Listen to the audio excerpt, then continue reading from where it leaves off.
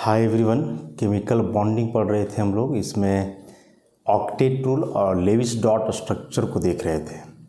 Octet rule के कुछ limitations भी हमने देखे थे, जैसे incomplete octet, expanded octet, odd electron species और नोबल गैस के कुछ कंपाउंड्स का फॉर्मेशन।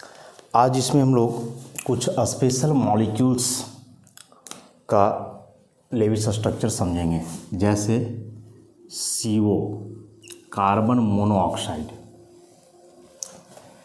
कार्बन के एटॉमिक नंबर 6 कन्फिग्रेशन लिखोगे 2 और 4, ऑक्सीजन का 8, तो इसका हो जाएगा 2 और 6 ऐसा। अब इस आधार पे यदि आप यहाँ करोगे तो देखो, कार्बन 2 और 2 4 इलेक्ट्रॉन्स, ऑक्सीजन के 6, 2 4 6। ऑक्सीजन के 8 इलेक्ट्रॉन्स तो हो जा रहे हैं, लेकिन कार्बन के यहाँ देखोगे तो 6 ही इलेक्ट्रॉन्स हुए। तो कार्बन मोनोऑक्साइड का स्ट्रक्चर में कार्बन का ऑक्टेट पूरा नहीं हो पा रहा है यहाँ। और स्ट्रक्चर यदि आप यहाँ से बनाओगे तो ऐसा आ जाएगा, इस तरह का आ जाएगा। तो ऑक्टेट नहीं पूरा हो पा रहा है, जबकि ऑक्टेट रूल बोलता है कि ऑक्टेट होना चाहिए।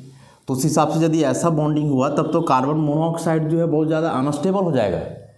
लेकिन इस यूनिवर्स का सबसे स्टेबल मॉलिक्यूल है कार्बन मोनोऑक्साइड। इसका बॉन्ड डिसोसिएशन एनर्जी जो होता है बहुत हाई होता है, 1072 किलो जूल पर मोल ऐसा। तो बहुत स्टेबल मॉलिक्यूल है कार्बन मोनोऑक्साइड। लेकिन यहाँ बॉन्डिंग से एक्सप्लेन कर रहे हैं लेविस डॉट स्ट्रक्चर के आधार पर, तो बड़ा दिक्कत हो जा रहा है, ये तो बहुत ज़्यादा अनस्टेबल हो जा रहा है। तो इसके स्ट्रक्चर को फिर हम लोग ऐसा दिखाते हैं,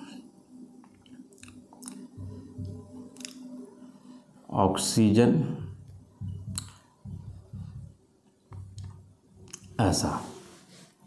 और अब यदि मिलाओगे तो दोनों के 8 इलेक्ट्रॉन्स हो जाएंगे। लेकिन यहाँ बोलोगे सर आप क्या कर दिए, ये दोनों तो ठीक हुए कि 1 इलेक्ट्रॉन कार्बन 1 ऑक्सीजन, फिर 1 इलेक्ट्रॉन कार्बन 1 ऑक्सीजन। लेकिन यह जो है यहाँ दोनों इलेक्ट्रॉन्स तो ऑक्सीजन के आ गए। हाँ, तभी तो इसका ऑक्टेट पूरा हो पाएगा, यहाँ कोई ऑप्शन ही नहीं है दूसरा। तो ऐसा करने से क्या होगा, carbon double bond oxygen, 1 lone pair इसके पास, 1 लोन पेयर इसके पास। और ऊपर में जो यहाँ 2 इलेक्ट्रॉन देख रहे हो, तो ये दोनों इलेक्ट्रॉन ऑक्सीजन का है। और जब किसी कोवेलेंट बॉन्ड में बॉन्ड पेयर का दोनों इलेक्ट्रॉन्स एक ही एटम कंट्रीब्यूट करे तो वहाँ एक स्पेशल टाइप का बॉन्ड बनता है ऐसा। And this is called coordinate bond. This is called coordinate bond. तो इस कार्बन मोनोऑक्साइड में कोऑर्डिनेट बॉन्ड का फॉर्मेशन हो रहा है। अभी कोऑर्डिनेट बॉन्ड का कंसेप्ट ऑक्टेट रूल में नहीं आया है। ऑक्टेट रूल कहीं कोऑर्डिनेट बॉन्ड की बात नहीं करता है, लेकिन यह मॉलिक्यूल का फॉर्मेशन तभी पॉसिबल है जब ऐसे कोऑर्डिनेट बॉन्ड बनेगा। यदि आप कोऑर्डिनेट बॉन्ड नहीं दिखाते हो तो कार्बन नॉर्मल 3 बॉन्ड दिखाओ, ऑक्सीजन ऐसे। और उस हिसाब से अब यहाँ दोनों एटम पे कोई ना कोई चार्ज आ जाएगा। कार्बन के इलेक्ट्रॉन को यदि काउंट करोगे तो 1 2 3 4 5, जबकि अपना तो 4 ही है और यहाँ 5, वैलेंस से 1 अधिक हो जा रहा है। तो इस हिसाब से कार्बन पे 1 नेगेटिव रहेगा। और ऑक्सीजन की बात करोगे तो 1 2 3 4 5, अपना 6, यहाँ 5, वैलेंस से 1 कम है, तो इस पर आ जाएगा प्लस चार्ज ऐसा। तो या तो आप ऐसे कोऑर्डिनेट बॉन्ड के थ्रू दिखाओ या फिर आप ऐसे दिखाओ, दोनों सही हैं। लेकिन दोनों में से किसी भी बात का डिस्कशन जो है ऑक्टेट रूल नहीं करता। ऑक्टेट रूल तो सिंपली बस म्यूचुअल शेयरिंग की बात करता है। यहाँ ना तो म्यूचुअल शेयरिंग हुआ है, ना एक नॉर्मल कोवेलेंट बॉन्ड बन रहा है। नॉर्मल कोवेलेंट बॉन्ड बनाते हो तो चार्ज आ जाएगा। तो ये कार्बन मोनोऑक्साइड का जो है लेविस स्ट्रक्चर हुआ। उसी प्रकार से और भी ऐसे मॉलिक्यूल्स हैं, जैसे ओजोन O3,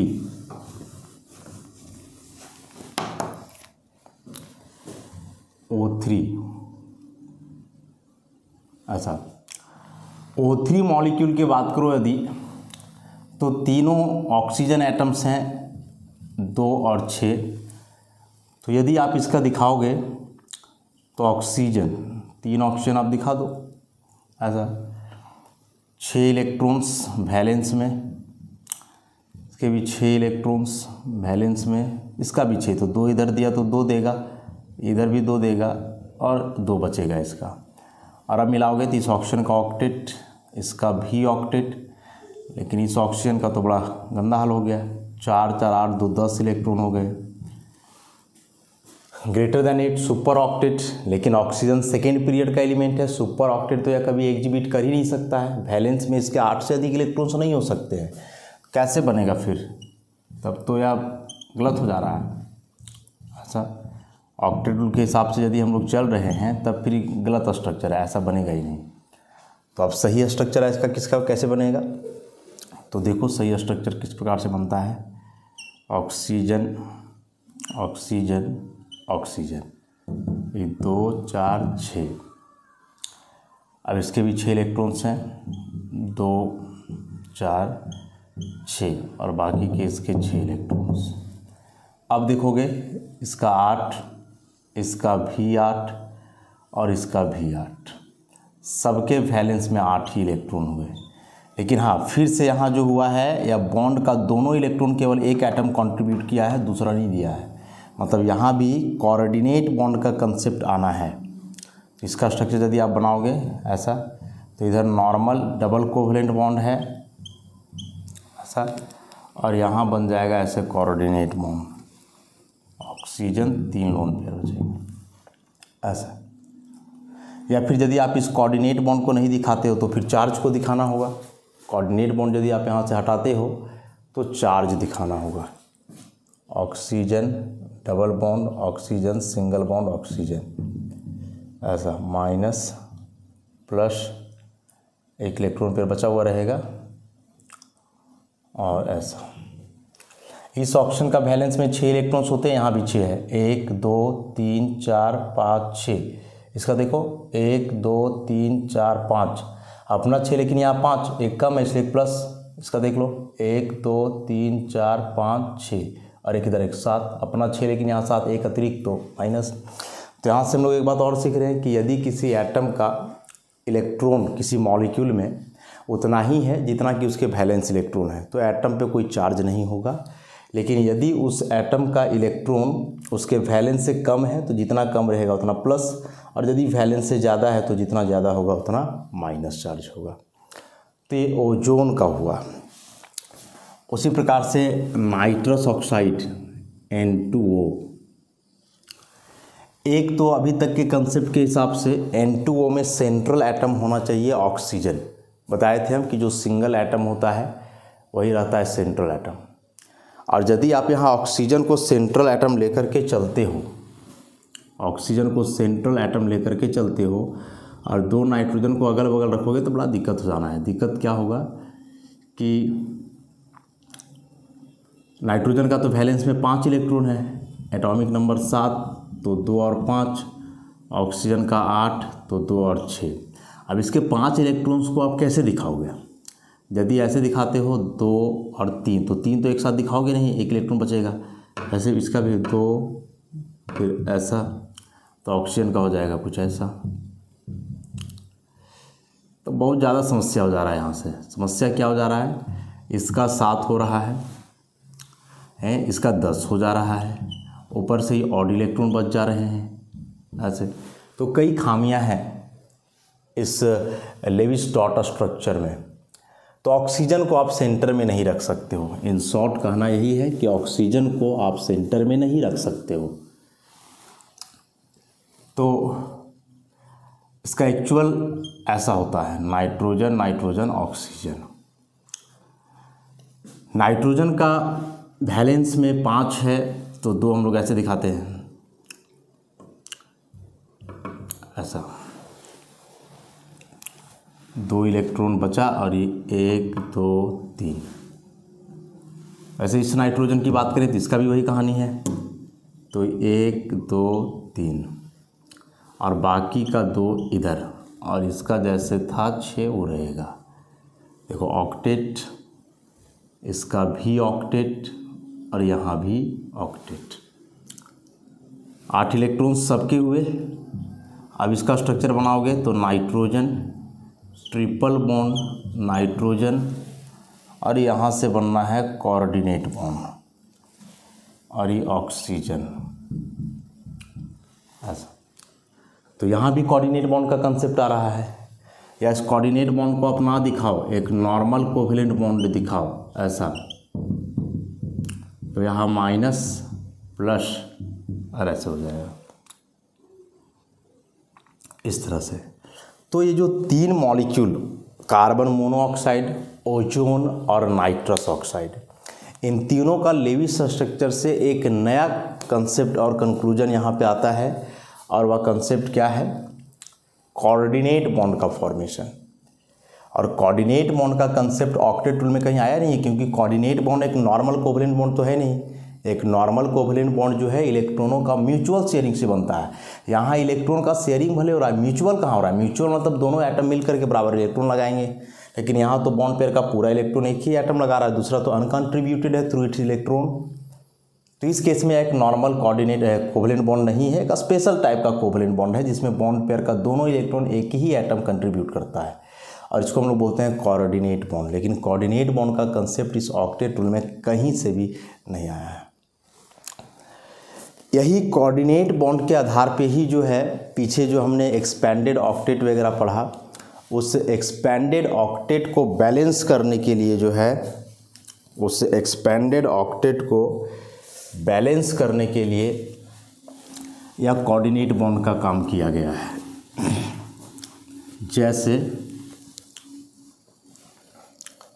आप स्ट्रक्चर बनाते हो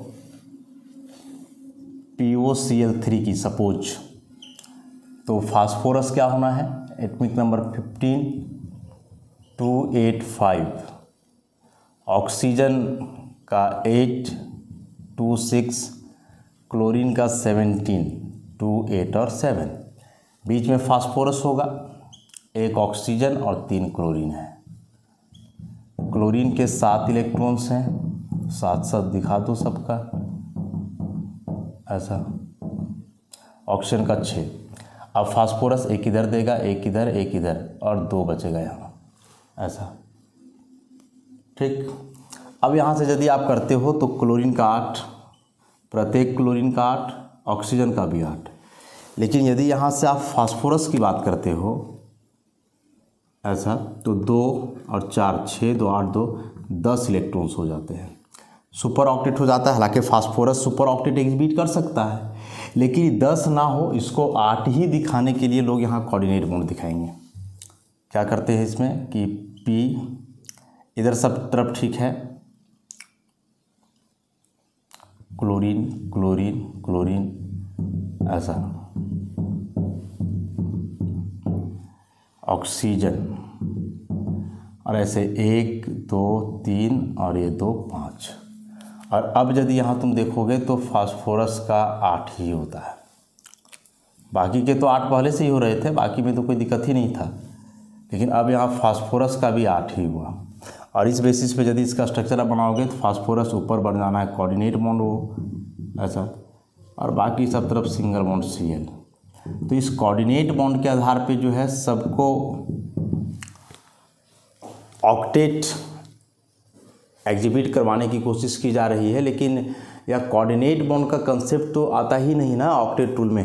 और कोऑर्डिनेट बॉन्ड कहाँ से आया, कैसे बना, इसका कंसेप्ट ऑक्टेट रूल में नहीं है। तो ध्यान रखेंगे इन सारी बातों को कि यदि ऑक्टेट पूरा करना है, ऑक्टेट में गड़बड़ी हो रहा है, तो आप क्या करो कि एक एटम से मतलब जो सेंट्रल एटम है, वह सेंट्रल एटम अपने किसी भी एक पेरिफेरल या एक से ज़्यादा पेरिफेरल एटम के साथ क्या बना लेगा, कोऑर्डिनेट बॉन्ड बना लेगा, जिसमें दोनों इलेक्ट्रॉन वही एटम देगा और दूसरा एटम जो है अनकंट्रीब्यूटेड होगा थ्रू इट्स इलेक्ट्रॉन्स। तो ऐसे करके आप ऑक्टेट कर सकते हो। तो जिसका भी ऑक्टेट से ज़्यादा हो रहा था उस तरह से यदि करोगे तो मे बी ऑक्टेट अचीव हो जाए। अब कुछ ऑक्टेन आयंस का Lewis structures of some oxo anions, oxygen containing anions, oxo anions बोलते हैं हम लोग। तो सबसे पहले इसमें हम लोग बात करें कार्बोनेट आयन की। ऐसा कार्बोनेट आयन में कार्बन है, 3 ऑक्सीजन है और 2 नेगेटिव चार्ज हैं। तो आप ऐसे इसका मतलब समझोगे, 3 ऑक्सीजन दिखा दिया हमने 2 माइनस है, तो 2 माइनस का मतलब हुआ कि 2 ऑक्सीजन पे एकक माइनस, और ये किसी भी 3 में से 2 पर हो सकता है। ये दोनों पे दिए, आप ये दोनों पे दे सकते हो, ये दोनों पे दे सकते हो, ऐसा। आप बोलोगे सर ऐसा क्यों नहीं, ओ और एक ओ पर 2 माइनस क्यों नहीं? तो देखो क्यों नहीं, ऑक्सीजन का 8 होता है ना, 2 और 6, यदि ऑक्सीजन पर 1 माइनस दोगे तो 2 और 7, और यदि 2 माइनस दे दोगे तो 2 और 8। अब डबल माइनस करने से ऑक्सीजन का तो 8 बैलेंस में अभी ही हो जा रहा है, तो वह आगे शेयरिंग में पार्टिसिपेट क्यों करेगा? अच्छा, ऐसा भी नहीं है कि 8 से ज़्यादा रख सकता है, 8 से ज़्यादा भी नहीं रख सकता है, सेकेंड पीरियड का एलिमेंट है। तो ऑक्सीजन का वैलेंस में 8 हो जा रहा है 2 माइनस आने से, और 8 से ज़्यादा या वैलेंस में रख भी नहीं सकता है, इसलिए एक ऑक्सीजन पे डबल माइनस दे करके कोई आयन का फॉर्मेशन आप नहीं कर सकते हो। इसलिए एक ऑक्सीजन पर एक ही, क्योंकि 7 है तो अभी भी ऑक्टेट में इलेक्ट्रॉन की कमी है इसके लिए, तो यहाँ से यह शेयरिंग के लिए काम कर सकता है।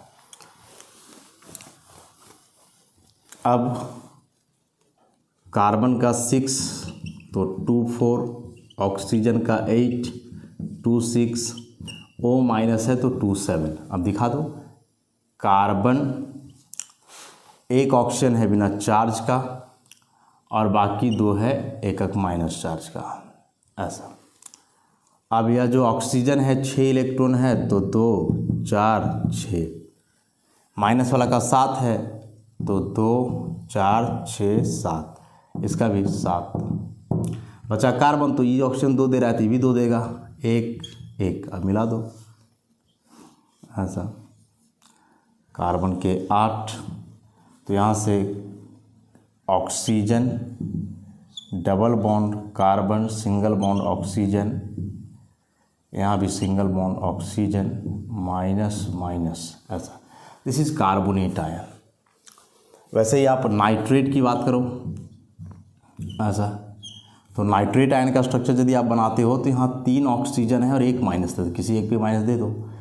तो नाइट्रोजन 2 ऑक्सीजन बिना चार्ज वाला है तो बिना चार्ज का आप रखो, और 1 पर माइनस है तो 1 पे माइनस दे दो। बिना चार्ज वाले ऑक्सीजन का बैलेंस में 6 है तो 2 4 6, इसका भी 2 4 6 और इसका 7, 2 4 6 और 1 7। उस हिसाब से नाइट्रोजन को यदि आप दिखाओगे तो 2 इस तरफ, 2 इस तरफ और 2 इस तरफ, ऐसा। ऑक्सीजन के 8 हुए, कोई परेशानी नहीं। नाइट्रोजन का काउंट करो, कितने हुए? 10, 4 4 8 और 2 10। वही नाइट्रोजन तो सेकेंड पीरियड का एलिमेंट है, मोर देन 8 इसके लिए पॉसिबल ही नहीं है। यहाँ हो जा रहा है 10, तो कैसे होगा? ये 10 इलेक्ट्रॉन नाइट्रोजन के लिए हो ही नहीं सकते हैं कभी। तो फिर से कोऑर्डिनेट बॉन्ड का कंसेप्ट आएगा, और क्या, नाइट्रोजन। अब आप इसको ऐसे दिखाओ, एक O माइनस था, एक O और एक और O, तो इसका 6 को आप ऐसे दिखाओ और इसके 6 इलेक्ट्रॉन्स को ऐसे, और यहाँ तो 7 थे। अब इधर 2 और इधर, मतलब यहाँ जो है बॉन्ड पेयर का दोनों इलेक्ट्रॉन नाइट्रोजन देगा, ऐसा ऐसा। अब नाइट्रोजन को देखोगे तो 4 2 6 और 2 8 इलेक्ट्रॉन्स हुए। तो nitrogen double bond oxygen, single bond oxygen, और यहाँ भी सिंगल बॉन्ड ऑक्सीजन। लेकिन यहाँ कोऑर्डिनेट बॉन्ड दिखाना होगा, या फिर यदि आप कोऑर्डिनेट बॉन्ड नहीं दिखाते हो तो दूसरा स्ट्रक्चर ऐसे दिखाओ, ऐसा, इस प्रकार से। तो यहाँ फिर माइनस हो जाएगा और यहाँ प्लस, क्या है कि नाइट्रोजन का वैलेंस इलेक्ट्रॉन कम हो जा रहा है, 1 2 3 4, और इसमें अधिक 2 4 6 और 1 7, ऐसा। तो ऑक्सो आयंस में भी जो है कहीं कहीं एक्सेप्शन की बातें आती हैं, जिसमें ऑक्टेट के लिए आपको कोऑर्डिनेट बॉन्ड या फिर चार्ज दिखाना होगा। वैसे ही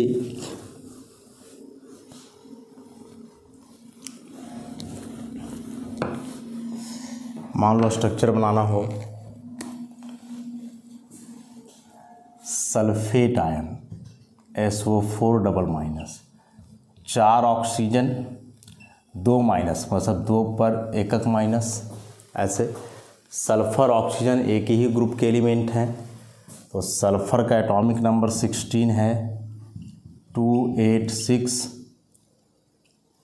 ऑक्सीजन का 26 और O- का 27। अब दिखा दो सल्फ़र 2 माइनस और बाकी 2 बिना चार्ज वाला, बिना चार्ज वाला का 6 इलेक्ट्रॉन, ये सब का 7, ऐसा। अब इधर 2 2 4 1 5 1 6, ऑक्सीजन का 8, इसका भी 8 8 8, सल्फ़र का मोर देन 8, 4 4 8 2 10 2 12। तो अगर कोई दिक्कत नहीं है, सल्फ़र थर्ड पीरियड का एलिमेंट है, सुपर ऑक्टेट तो इसके लिए हो ही सकता है। तो स्ट्रक्चर बनाओगे sulphur double bond O, single bond O-, फिर सिंगल बॉन्ड O- और डबल बॉन्ड O। यहाँ से एक चीज़ हम लोग और देख रहे हैं कि जो न्यूट्रल ऑक्सीजन है वह डबल बॉन्ड बना रहा है, 2 बॉन्ड, जबकि जो नेगेटिव चार्ज वाला है वह एक ही बॉन्ड बना रहा है, सिंगल बॉन्ड। इसी में यदि आप ऑक्टेट दिखाना चाहोगे तो ऐसे करोगे इसको, ये दोनों इलेक्ट्रॉन को आप यहाँ कर दो और अब दिखाओगे तो हो जाएगा ऑक्टेट 2 4 6 8। उसके बदले में क्या होगा कि यहाँ बन जाएगा कोऑर्डिनेट बॉन्ड और इसके साथ भी बन जाएगा कोऑर्डिनेट बॉन्ड। लेकिन कोऑर्डिनेट बॉन्ड का प्रेजेंटेशन कुछ खास या बहुत सही नहीं होता है, क्योंकि कोऑर्डिनेट बॉन्ड के आधार पे आप मॉलिक्यूल के पूरे नेचर को एक्सप्लेन नहीं कर सकते हो। तो इन बातों को जो है ध्यान रखना है। वैसे ही आप चाहो तो और भी बना सकते हो, फॉस्फेट का बना सकते हो, PO4 ट्रिपल माइनस, 4 ऑक्सीजन है 3 माइनस है, 3 पर एकक, फास्फोरस 1 ऑक्सीजन बिना चार्ज वाला, बाकी 3 ऑक्सीजन आपको दिखाने हैं चार्ज के, ऐसा ऐसे दिखाओगे आप। तो यहाँ से 7 इलेक्ट्रॉन नेगेटिव चार्ज वाला का, ऐसा, और इसके 6। अब एक इधर एक इधर एक इधर 2 इधर। तो ऑक्सीजन का तो कोई दिक्कत ही नहीं है, 8 तो ही जाना है पेरिफेरल एटम्स का, दिक्कत तो इनका है। अब यहाँ से देखोगे तो फास्फोरस का 2 4 6 और 4 10। स्ट्रक्चर बनाओगे तो P double bond O, single bond O-, ऐसा हो जाएगा। अब इसी में यदि आप ऑक्टेट करना चाहोगे तो फिर से इस 2 इलेक्ट्रॉन को आप यहाँ दिखा दो ऐसे, तो इसी का अगला स्ट्रक्चर ऐसे हो जाएगा, कोऑर्डिनेट बॉन्ड O और बाकी जो हैं वे रहेंगे। तो अब 8 ही हुआ, 2 4 6 और 2 8, अब 8 हो जाएंगे ऐसे। तो ऐसे आयंस का जो है हम लोग लेविस स्ट्रक्चर ड्रॉ करते हैं। ध्यान रखेंगे कि जो न्यूट्रल ऑक्सीजन है वह डबल बॉन्ड बनाता है, और जो नेगेटिवली चार्ज ऑक्सीजन है जिस पर एक नेगेटिव चार्ज है वह बनाता है क्या, सिंगल बॉन्ड।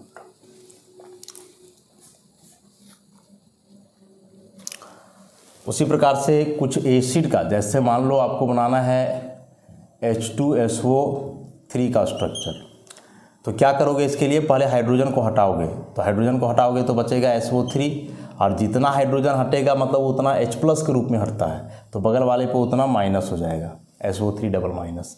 अब इसका मतलब समझ ही रहे हो, 3 ऑक्सीजन है और 2 माइनस है, ऐसा। तो सल्फ़र 1 ऑक्सीजन बाकी 2 माइनस, ये सब का 7 होगा और इसका हो जाएगा 6। सल्फ़र का 1 2 2 4 और 2 6 बचा रह जाएगा, तो ऐसा 8 8 8 और इसका 4 2 6 2 8 2 10, अच्छा। तो यहाँ से स्ट्रक्चर बन जाएगा सल्फ़र सिंगल बॉन्ड O-, फिर यहाँ सिंगल बॉन्ड O-, और इधर आप डबल बॉन्ड O दिखा दो और एक लोन पेयर यहाँ रख दो। अब जो यहाँ से आप H हटाए थे उस H+ को जोड़ देना है, कहाँ जोड़ देना है, O- के पास, ऐसे। तो जब O- H+ होगा तो ऐसे नहीं ना, जो 2 इलेक्ट्रॉन है वो शेयर हो जाएगा दोनों के बीच में और एक नॉर्मल कोवलेंट बॉन्ड बन जाएगा, ऐसा OH, वैसे यहाँ हो जाएगा OH, ऐसे। तो ऑक्सो एसिड का स्ट्रक्चर बनाना हो तो बताया, इसके लिए आप क्या करोगे कि हाइड्रोजन हटाओगे और जितना हाइड्रोजन हटाओगे उतना नेगेटिव दे दोगे ऑक्सीजन के लिए, और फिर उसके अनुसार ऑक्सो एनायन का बना लेना, और लास्ट में जो नेगेटिवली चार्ज ऑक्सीजन है उसके साथ आप हाइड्रोजन को जोड़ दोगे तो बन जाएगा। तो इस तरह से लेविस डॉट स्ट्रक्चर पूरी तरह से समाप्त होता है। अनेक प्रकार के मॉलिक्यूल्स और आयंस का हम लोग देखे, और बड़ा ही काम आएगा या लेविस डॉट स्ट्रक्चर जब आगे हम लोग हाइब्रिडाइजेशन वगैरह पढ़ेंगे तब। तो आज इस लेक्चर को यहीं समाप्त करते हैं, बाकी का डिस्कशन आगे का लेक्चर में। धन्यवाद।